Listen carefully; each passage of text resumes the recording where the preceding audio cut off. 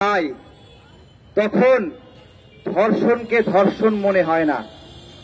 আওয়ামী লীগ ভারতের প্রেমে এত হাবুডুবু খাচ্ছে, ভারতের দ্বারা ধর্ষিত হচ্ছে, কিন্তু তারা মনে করছে না ধর্ষিত হচ্ছে। আওয়ামী লীগ একা ধর্ষিত হলে সমস্যা ছিল না, তারা আমাদেরকে নিয়ে ধর্ষিত হচ্ছে, তারা বাংলাদেশকে নিয়ে ধর্ষিত হচ্ছে। এ যদি না হয় তাহলে আওয়ামী লীগের নেতা বলে যে সীমান্তে হত্যা বিজিবির একজন হত্যা একটা বিচ্ছিন্ন ঘটনা। প্রেমিকার কাছে ধর্ষণ যেরকম একটা বিচ্ছিন্ন ঘটনা প্রেমিকের দ্বারা, তেমনি আওয়ামী লীগের কাছেও বিজিবি হত্যা একটা বিচ্ছিন্ন ঘটনা ঘটে গেছে। বন্ধুরা, এই লজ্জা কোথায় রাখবো? এই শরম কোথায় রাখবো? বাংলাদেশকে আজকে কোন জায়গায় নিয়ে গেল? শেখ হাসিনা যদি, আওয়ামী লীগ যদি শুধুমাত্র নিজে ভারতের কাছে ধর্ষিত হতো আমাদের সমস্যা ছিল না।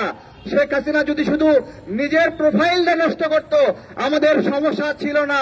নিজের প্রোফাইল নষ্ট করার সঙ্গে সঙ্গে আমাদেরকেও বেইজ্জতি করেছে, এবং শেখ হাসিনা শুধু নিজে ভোট চোর হয়নি, সে আমাদেরকে ওই দেশটাই ভোট চুরি হয় এইটা প্রমাণ করে ছেড়েছে।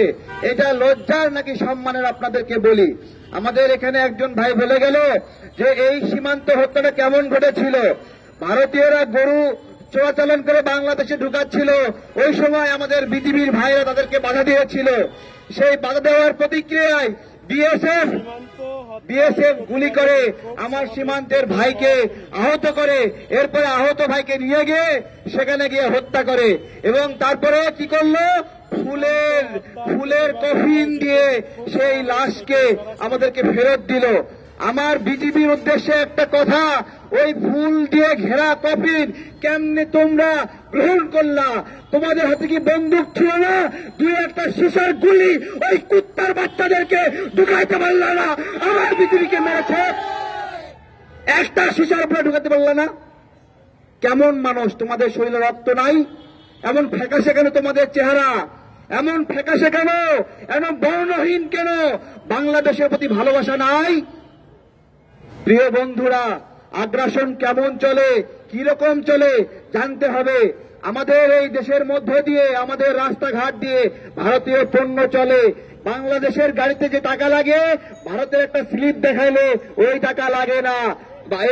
এই যে আমাদের বন্দর, সেইখানেও বাংলাদেশের একটা মাল খালাস হতে মাসের পর মাস লাগে, ভারতীয় একটা পণ্য খালাসের ক্ষেত্রে ডেডলাইন দেওয়া আছে 7 দিন। আগ্রাসন কেমনে চলে আপনারা বোঝেন। আমার দেশে গ্যাস সংকট, আপনারা সবাই মনে হয় দেখেছেন কিছু কিছু সিলিন্ডারওয়ালা গাড়ি যেগুলোতে বাংলাদেশ এবং ভারতের পতাকা লাগানো, আগরতলায় গ্যাস পাচার হচ্ছে। আমার দেশের মানুষের চূড়া জ্বলছে না। আগ্রাসন কেমন এবং কি আমাদেরকে জানতে হবে। প্রিয় বন্ধুরা, শেখ হাসিনার সীমান্ত হাট খুলেছিল, বলেছিল এই সীমান্ত হাটের মধ্য দিয়ে এই হাটে বাংলাদেশি পণ্য বিক্রি হবে। আমি আপনাদেরকে নিশ্চিত করে বলছি, এই একটা সীমান্ত হাটে বাংলাদেশের কোন পণ্য বিক্রি হয় না। পুরা হাট ভারতীয় পণ্য দিয়ে সয়লাভ হয়ে গেছে। ভারতীয়রা বলে আমাদেরকে, তারা যদি না খাওয়ায় তাহলে নাকি আমরা খাইতে পারবো না। আপনারা করোনা সংকটের মধ্যে নিউ মার্কেটের দোকানদারকে দেখেছেননি? হ্যাঁ, ফকিন্নির মতো এক একটা মুখ শুকায় গেছে নিউ মার্কেট, কলকাতা নিউ মার্কেটের দোকানদারদেরকে খাইতে পারে না বলে। এই হারামিরা বলে বাংলাদেশের মানুষটা কি ভারত না দিলে খাইতে পারে না। গত কয়েকদিন আগে বিএনপি হরতাল ডেকেছিল, যুগপৎ আন্দোলনকারীরা হরতাল ডেকেছিল, ওই সময়ে ওই কলকাতার ব্যবসায়ীরা না খেয়েছিল। আমরা না দিলে খাইতে পারে না, হারাম করে না বলে ওরা না দিলে নাকি আমরা খাইতে পারি না। গতকালকে আমাকে একটা ইন্ডিয়ান ফোন দিয়ে হুমকি দিচ্ছে, কেন ভারতীয় পণ্য বয়কট করেছি। বুঝতে পেরেছেন? আমরা নাকি সভ্য না। সঙ্গে সঙ্গে লাইভে গিয়ে ওই ইন্ডিয়ানকে দেখিয়ে দিয়েছি, আরে বেটা, আমার বাসায় 2 জন মানুষ থাকে, 2 জন মানুষের জন্য 3টা টয়লেট, আর তোদের কয় টয়লেট দেখা? বেচারা দেখলো 4-5টা ঝাড়বিলে একটা টয়লেট যারা আছে। বুঝতে পেরেছেন? এই কথাগুলো বলছি মনের ক্ষোভে, মনের কষ্টে, কারণ আমার সীমান্তে মানুষ মারে, আরে হারামখোরেরা, এই ধর্ষিত আওয়ামী লীগ, তারা বলে যে এটা কোনো সমস্যা নাই, এটা বিচ্ছিন্ন ঘটনা। আমার সীমান্তে মানুষ মরে, এই হারামখোরেরা ভাই বোন মারায়। আমার সীমান্তে মানুষ মরে, এই হারামখোরেরা তারা হলো স্বামী স্ত্রী সম্পর্ক মারায়। আমি একটু জিজ্ঞাসা করতে চাচ্ছি, ভারত এবং বাংলাদেশের মধ্যে স্বামীকে স্ত্রীকে, মোদী এবং হাসিনার মধ্যে স্বামী এবং স্ত্রীকে বলতে হবে যে হারামিয়া বলে স্বামী স্ত্রী সম্পর্ক, তাদেরকে বলতে হবে মোদী হাসিনার মধ্যে স্বামী স্ত্রীকে। আমরা স্বামী স্ত্রী বলি না, আওয়ামী লীগের বয়ান দিয়ে দিলাম, স্বামী স্ত্রীকে তোরাই খুঁজে বের কর। প্রিয় বাংলাদেশের নাগরিক বৃন্দ, বয়কট করতে অস্ত্র লাগে না। কি লাগে না? বয়কট করতে অস্ত্র লাগে না, বয়কটই সবচেয়ে বড় অস্ত্র। বুঝতে পেরেছেন? বয়কট করতে অস্ত্র লাগে না।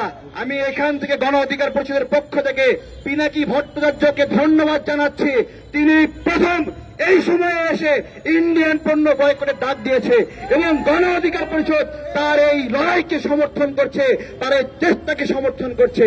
সর্বশেষ একটা কথা বলে শেষ করব। প্রিয় বন্ধুরা, লড়াইটা আসলে অস্তিত্বের। কেমন অস্তিত্বের লড়াই? এইখানে আমাদের দেশটাকে ফোর্থ রেমিটেন্স সোর্স বানিয়েছে ভারত। এই রেমিটেন্সটা যায় কিভাবে?